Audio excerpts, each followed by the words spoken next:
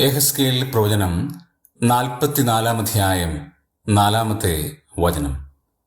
യഹോവയുടെ തേജസ് യഹോവയുടെ ആലയത്തിൽ നിറഞ്ഞിരിക്കുന്നത് കണ്ട് കവണ്ണു വീണു. പ്രവാചകന്റെ ഒരു ജീവിതാനുഭവമാണ് രേഖപ്പെടുത്തിയിരിക്കുന്നത്. യഹോവയുടെ മുമ്പാകെ കവണ്ണു വീണു. എന്താണ് അതിന്റെ കാരണം? യഹോവയുടെ തേജസ് ആലയത്തിൽ നിറഞ്ഞു.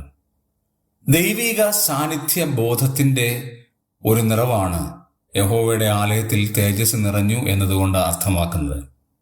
ദൈവിക പ്രഭയുടെ ആ പ്രഭാപൂരം അവിടെ വിളങ്ങി എന്നുള്ളതും നമുക്ക് കാണാൻ കഴിയും.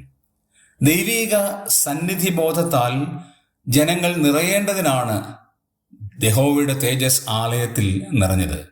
മാത്രവുമല്ല, യഹോവയുടെ മഹത്വം എത്രമാത്രമാണ് എന്ന് അവിടെ ഉണ്ടായിരുന്ന ആളുകളെ ബോധ്യപ്പെടുത്തേണ്ടതിനാണ് യഹോവയുടെ തേജസ് ആലയത്തിൽ നിറഞ്ഞത്.